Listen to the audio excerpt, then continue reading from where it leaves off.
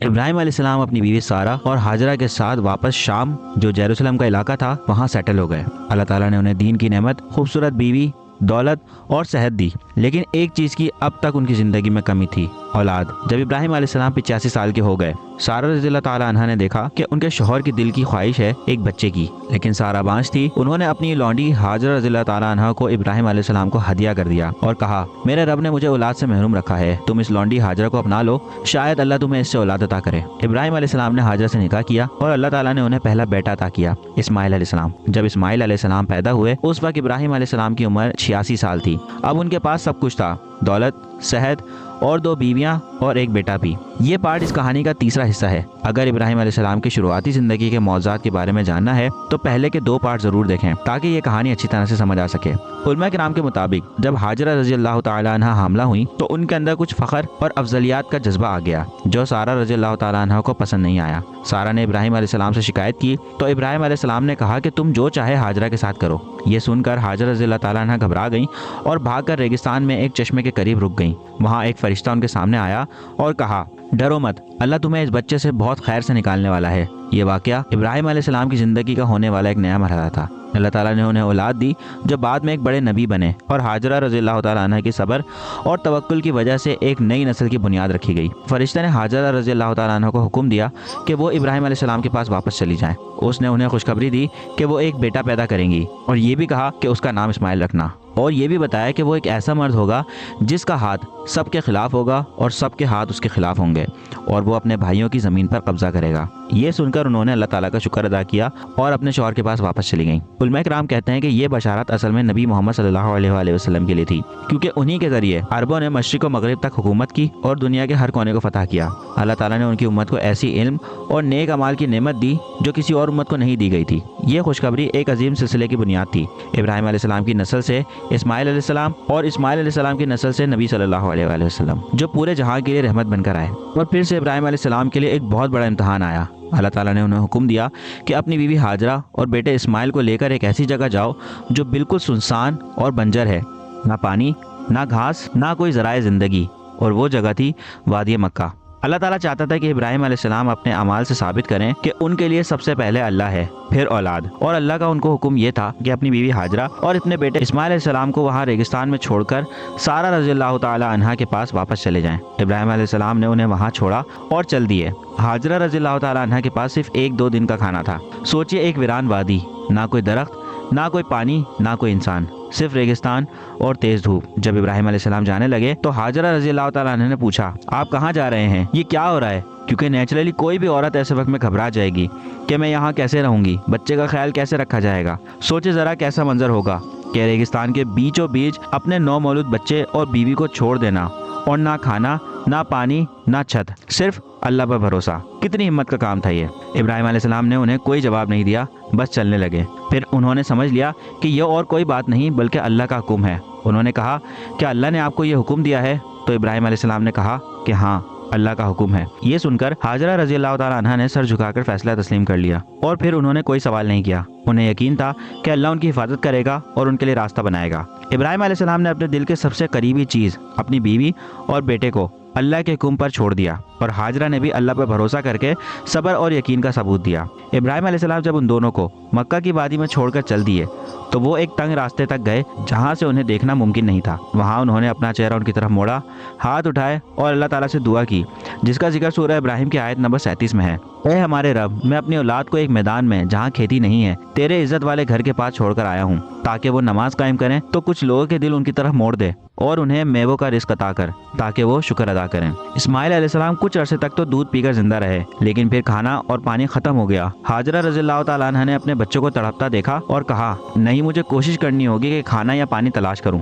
وہ پہلے صفا پر چڑھ گئی جو ایک چھوٹی سی پہاڑی تھی۔ اس پر دیکھا، نہ کوئی نشان، نہ زندگی، نہ حرکت، بالکل ویران ریگستان۔ پھر نیچے اتر کر اللہ سے دعا کی اور نیچے کے حصے میں تیز دوڑتی ہوئی گزری۔ وہ اس لیے تیز دوڑتی تھی کیونکہ وہ چاہتی تھی کہ جب وہ نیچے ہوں تو اگر کوئی مسافر پہاڑ کے دوسری طرف سے گزر رہا ہو تو وہ ان سے مس نہ ہو جائے۔ پھر وہ دوسری طرف مروہ کی پہاڑی پر چڑھتی، وہاں پھر اللہ سے دعا کرتی، یا اللہ ہمیں کچھ خیر عطا کر، یا اللہ تو ہی ہے جو کبھی مایوس نہیں کرے گا۔ یہ صفا اور مروہ کے درمیان دوڑنا ہاجرہ رضی اللہ تعالیٰ عنہ کی صبر اور توکل کی مثال ہے، اور یہ عمل اللہ کو इतना पसंद आया कि बाद में अल्लाह ने इसे सही के रूप में हज और उम्रे का हिस्सा बना दिया। उन्होंने इस्माइल अलैहिस्सलाम के लिए कोशिश करते हुए 7 मरतबा सफ़ा और मरवा के दरमियान दौड़ लगाई। ऊपर चढ़ के देखती, नीचे उतर कर दुआ करती, फिर दूसरी तरफ चढ़ जाती। हर दफ़ा अल्लाह से दुआ मांगती कि या अल्लाह तू हमें कभी मायूस नहीं करेगा। फिर उन्होंने एक आवाज़ सुनी। वो हैरान हो गई कि ये आवाज़ आ कहाँ से रही है। जब नीचे आई तो देखा कि जहाँ इब्राहिम अलैहिस्सलाम लेटे हुए थे वहाँ वो पानी की तरफ से अपना पैर पटक रहे थे, और जिस जगह पैर पटक रहे थे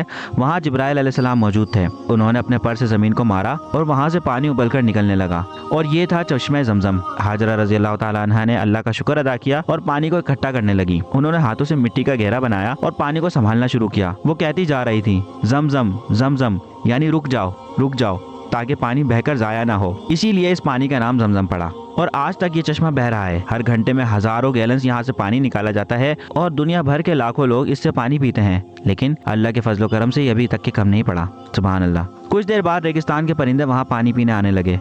रेगिस्तान से जो कारवान गुजरते थे वो परिंदों को देखकर समझ जाते थे कि यहाँ पानी है। इसी तरह जुर्हम कबीला वहाँ से गुजर रहा था। उसने रेगिस्तान के बीच परिंदों को देखा तो हैरान हुआ। जब उन्होंने वहाँ जाकर देखा तो एक औरत हाजरा और एक छोटा सा बच्चा इस्माइल वहाँ पे बैठे हुए थे और पानी का चश्मा बह रहा था। जुर्हम के लोगों ने इज्जत के साथ पूछा कि क्या हम यहाँ रह सकते हैं। हाजरा रज़ी अल्लाह तआला अन्हा ने जवाब दिया कि तुम यहाँ रह सकते हो, लेकिन ये पानी हमारा है, तुम इससे फ़ायदा उठा सकते हो, लेकिन इसके मालिक हम हैं। जुर्हम के लोगों ने इजाज़त ली और वहाँ बस गए और इस्माइल अलैहिस्सलाम से मोहब्बत करने लगे। उन्होंने इस्माइल अलैहिस्सलाम को अरबिक सिखाई, अदाब और इखलाक सिखाए। जब इब्राहिम अलैहिस्सलाम वापस आए तो देखा कि उनकी बीवी और बेटा एक कबीले के साथ रह रहे हैं, पानी चल रहा है और सब कुछ सेट हो गया है। तो वो बहुत खुश हुए और उन दोनों से मिलकर वापस चले गए। इब्राहिम अलैहिस्सलाम वक्त ब वक्त उनसे मिलने आते रहते थे। ये वक्त मक्का की बुनियाद का था, एक बंजर वादी जो अल्लाह के हुक्म से ज़मज़म के ज़रिए ज़िंदा हुई और फिर नबी करीम सल्लल्लाहु अलैहि वसल्लम की पैदाइश तक इस्लाम का मरकज़ बन गई। फिर कुछ सालों बाद इब्राहिम अलैहिस्सलाम के सबसे अजीम इम्तहान का वक्त आया। सालों बाद जब इस्माइल अलैहिस्सलाम एक जवान लड़के बन गए, रिवायत में उनकी उम्र तकरीबन 13 साल बताई जाती है। हज़रत इब्राहिम अलैहिस्सलाम के लिए ये बहुत खुशी का वक्त था कि एक बेटा जिसका इंतज़ार सालों तक किया, अब वो उनके साथ चल रहा है, उनके साथ बात कर रहा है और उनके साथ ज़िंदगी गुजार रहा है।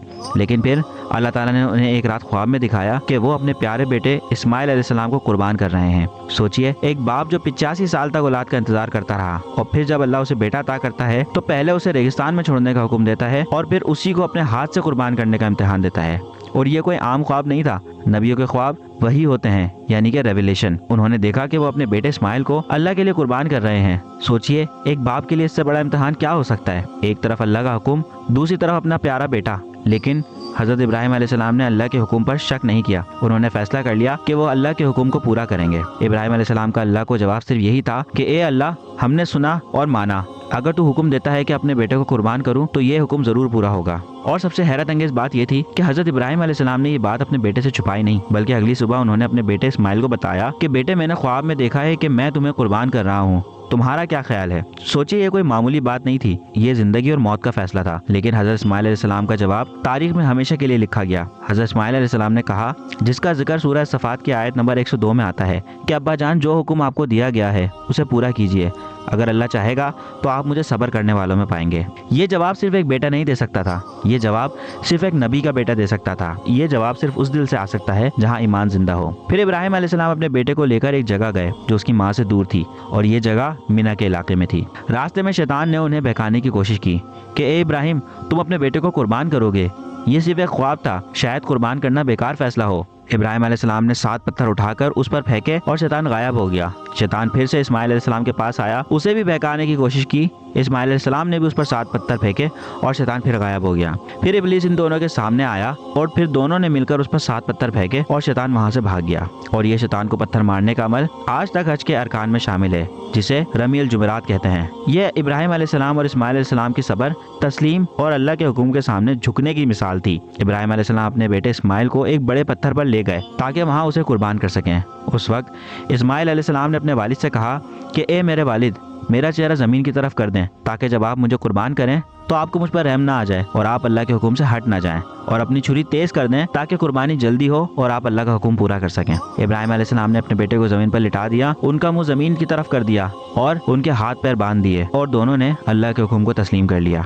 इब्राहिम अलैहिस्सलाम ने छुरी इस्माइल के गले पर रखी और चलाने की कोशिश की, लेकिन हर दफ़ा जब वो छुरी चलाने की कोशिश करते तो छुरी उलट जाती। तब तब अल्लाह की आवाज़ आई जिसका जिक्र सूरह अल-सफ़ात की आयत नंबर 104 से 105 में आता है कि ए इब्राहिम, तुमने अपना ख्वाब पूरा कर दिया, यानी तुमने अपनी तरफ से पूरी कोशिश कर ली, तुम इम्तहान में कामयाब हो गए। और फिर एक मौजज़ा हुआ। हज़रत इब्राहिम अलैहिस्सलाम जैसे ही छुरी चलाने लगे तो अल्लाह ताला ने जन्नत से एक दुम्बा भेजा जो इस्माइल अलैहिस्सलाम की जगह तब्दील हो गया, और इब्राहिम अलैहिस्सलाम ने उस दुम्बे को कुर्बान किया और अल्लाह ताला का शुक्र अदा किया। ये इम्तहान सिर्फ कुर्बानी का नहीं था, ये इम्तहान था ईमान का, अताअत का, अल्लाह पर भरोसे का। और इसी वाक़े की याद में आज पूरी उम्मत मुस्लिमा ईद उल अज़हा पर कुर्बानी करती है। अल्लाह ताला ने उनसे फरमाया कि ए इब्राहिम, तुमने अपना इम्तहान पूरा कर दिया, अब जो तुम मांगोगे वो तुम्हारा है। इसके बाद अल्लाह ताला ने इब्राहिम अलैहिस्सलाम को एक और बेटे की खुशखबरी दी जिनका नाम था इसहाक अलैहिस्सलाम। ये वाक़या हमेशा के लिए एक मिसाल बन गया कि अल्लाह ताला के हुक्म के सामने तस्लीम और सब्र सबसे बड़ी कुव्वत है। इसकी याद में आज तक हज के दौरान कुर्बानी और रमीउल जुमेरात अदा किया जाता है। सुभान अल्लाह। इब्राहिम अलैहिस्सलाम और इस्माइल अलैहिस्सलाम के सब्र ने इस्लाम की बुनियाद को मजबूत किया और उनकी मिसाल हर मुसलमान के लिए रास्ता बन गई। फिर जब इस्माइल अलैहिस्सलाम जवान हुए तो वो एक नेक, ताकतवर और मजबूत नौजवान बन गए। जुर्म कबीले ने उनकी शादी अपनी एक औरत से कर दी और उसके कुछ अरसे बाद हाजरा रज़ी अल्लाह ताला अन्हा भी वफात पा गई। जब इब्राहिम अलैहिस्सलाम अपने बेटे को देखने के लिए मक्का वापस आए तो वो इस्माइल अलैहिस्सलाम के घर पहुंचे तो उनकी बीवी ने दरवाज़ा खोला और कहा कि इस्माइल घर पर नहीं है, वो तो घर के लिए सामान लेने गए हैं। इब्राहिम अलैहिस्सलाम ने उनकी ज़िंदगी का हाल अहवाल पूछे तो उन्होंने शिकायत करना शुरू कर दी कि हम मुश्किल में हैं, तकलीफ उठाते हैं, ज़िंदगी तंग चल रही है वगैरह वगैरह। तो उस पे इब्राहिम अलैहिस्सलाम ने कहा कि जब तुम्हारा शौहर आए तो उससे मेरा सलाम कहना और उसे कहना कि अपनी दहलीज बदल दे। उनकी बीवी को मालूम नहीं था कि ये उनके ससुर हैं। जब इस्माइल अलैहिस्सलाम घर आए तो उनकी बीवी ने सब कुछ बताया। इस्माइल अलैहिस्सलाम समझ गए कि ये उनके वालिद इब्राहिम अलैहिस्सलाम थे। उन्होंने कहा, ये मेरे वालिद थे और उन्होंने मुझे हुक्म दिया कि मैं तुम्हें तलाक दे दूं तो तुम अपने घर चली जाओ। फिर इस्माइल अलैहिस्सलाम ने जुर्हुम की ही एक और औरत से शादी की। कुछ अरसे बाद इब्राहिम अलैहिस्सलाम फिर घर आए। इस्माइल अलैहिस्सलाम फिर घर पर नहीं मिले। उनकी बीवी ने कहा कि वो घर के लिए ही सामान लेने गए हैं। इब्राहिम अलैहिस्सलाम ने उनसे जिंदगी का हाल अहवाल पूछा। उन्होंने अल्लाह का शुक्र अदा किया और कहा कि हम आराम से रहते हैं। इब्राहिम अलैहिस्सलाम ने पूछा कि तुम्हारा खाना क्या है? उन्होंने कहा कि हम गोश्त खाते हैं। और फिर पूछा कि तुम्हारा पीना क्या है? तो उन्होंने कहा कि हम पानी पीते हैं। इब्राहिम अलैहिस्सलाम ने फिर अल्लाह से दुआ की कि या अल्लाह, इनके गोश्त और पानी में बरकत अदा कर। और फिर उन्होंने कहा कि जब तुम्हारा शौहर आए तो उसे मेरा सलाम कहना और कहना कि अपनी दहलीज को मजबूत रखे। जब इस्माइल अलैहिस्सलाम घर आए तो उनकी बीवी ने सब कुछ बताया। इस्माइल अलैहिस्सलाम ने कहा कि ये मेरे वालिद थे और तुम मेरी दहलीज हो। उन्होंने मुझे हुक्म दिया कि तुम्हारे साथ मजबूती के साथ रहना है। ये वाक़या इब्राहिम अलैहिस्सलाम की हिकमत और अल्लाह के हुक्म के मुताबिक उनके इम्तहान का हिस्सा था। इस्माइल अलैहिस्सलाम की ज़िंदगी में सबक था कि शुक्र, सब्र और अल्लाह की बरकत इंसान की ज़िंदगी को आराम और सुकून से भर देते हैं। इस वीडियो के अगले पार्ट में हम देखेंगे कि अल्लाह ताला का घर कैसे तामीर हुआ। अगर आपको ये वाक़या पसंद आया हो तो वीडियो को लाइक करें और ज़्यादा से ज़्यादा शेयर करें ताकि दूसरे लोगों को भी हज़रत इब्राहिम अलैहिस्सलाम के ईमान के बारे में पता चले। इस मालूमात में कोई कमी या कोताही अल्लाह ताला माफ़ करे। मिलते हैं आपसे इस वीडियो के अगले पार्ट में। अपना ढेर सारा ख्याल रखिएगा। अल्लाह हाफ़िज़।